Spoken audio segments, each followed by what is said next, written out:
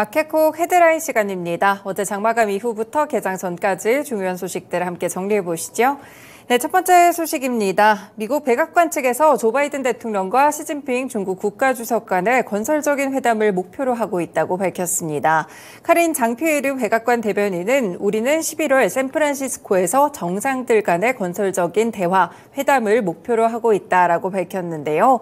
이번 달 11일부터 17일까지 샌프란시스코에서 에이펙 정상회의가 열립니다. 이를 계기로 미중 정상회담을 개최하는 데 적극적인 입장을 피력한 것으로 풀이되고 있는데요.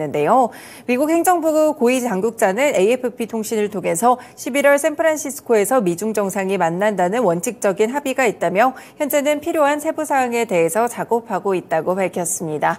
네, 이전에도 미중 이렇게 정상들이 만날 것이라는 보도들은 있었는데요. 다만 쉽지는 않을 것이다. 이런 보도까지 함께 더해지게 되면서 어떻게 개최가 될지 약간은 이렇게 관심이 쏠리는 상황 속에서 일단 미국 측에서 약간은 우호적인 입장을 밝힌 것으로 풀이되고 있습니다.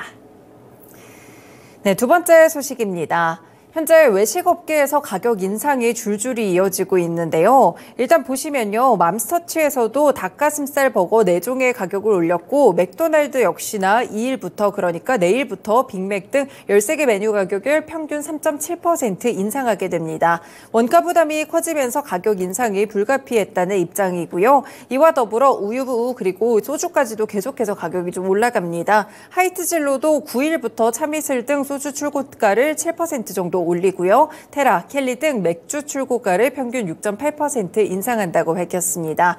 사실 지난달 초만 하더라도 확정된 인상 계획은 없다라고 밝혔었는데 결국에는 한 달도 되지 않아서 가격 인상을 결정한 것으로 보이고요. 업계에서는 이렇게 소주나 맥주 가격 인상은 예정된 수준이었다고 보고 있습니다. 아무래도 재료값이라든지 에너지 비용이 많이 올라갔기 때문인데요. 소주 원료라고 볼 수 있는 에탄올 값이 10.6% 올라갔고요. 병 가격은 21.6%나 뛰었습니다. 맥주 제조에 들어가는 메가 가격 역시나 함께 이렇게 올라갔는데요. 결국에는 우유 가격도 인상되고 소주, 맥주 그리고 햄버거들 가격까지 인상되면서 국내적인 물가적인 부분들을 한 차례 더 끌어올릴 것으로 풀이되고 있습니다.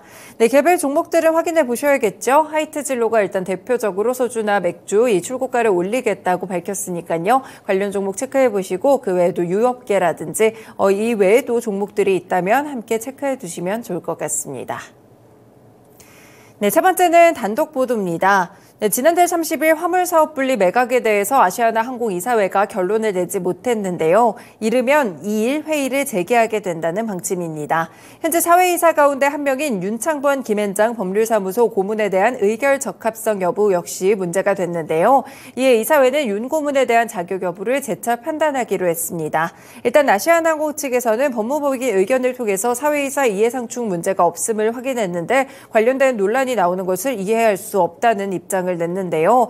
그렇지만 회사의 최종 의사결정기구인 이사회가 결론을 내지 못한 사안을 놓고 회사 측이 별도의 입장을 발표했기 때문에 이 역시 논란이 일 것으로 보이고 있습니다.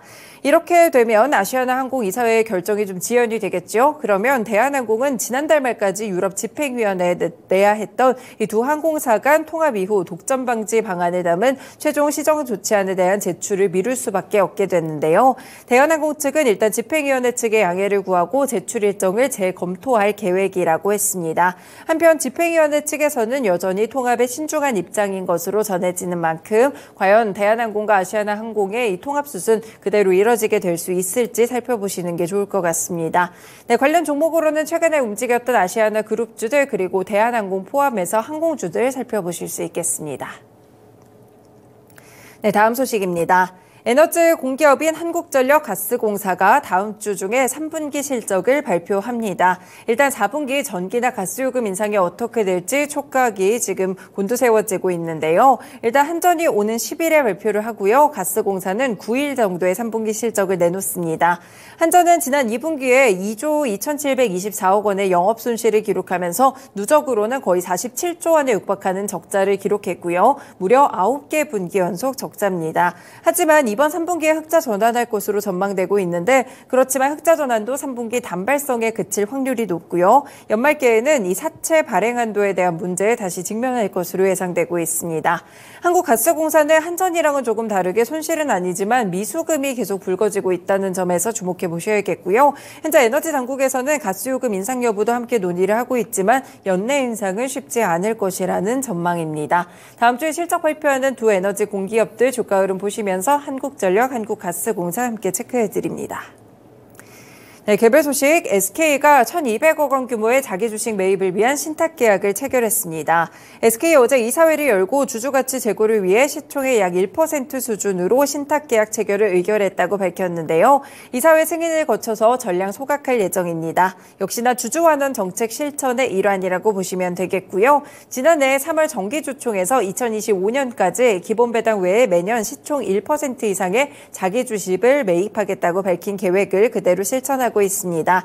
이에 따라서 올 3월에도 이 관련된 자기 주식 전량 소각을 결정했고요. 지난 4월에 보통주 95만 1,000주를 전량 소각한 바 있습니다. 주주환원 정책 불거지면서 SK 주가 흐름 오늘 살펴보셔도 좋을 것 같습니다. 네, 마지막 소식입니다. 럼피스킨병 지난달 31일 오후 2시 기준으로 지금 봤을 때 69개 농가까지 발생한 모습인데요. 경북과 제주를 제외하고 거의 전국적으로 확산세를 보이고 있는 상황이고요. 전염병 공포는 좀 커지고 있습니다. 다만 이 소고기 가격이 확산 직후에 치솟았다가 현재는 20%가량 하락세를 기록했는데요. 럼피스킨병이 확산하면서 오히려 소비자들이 소고기 섭취를 꺼리는 현상들이 감지되고 있습니다.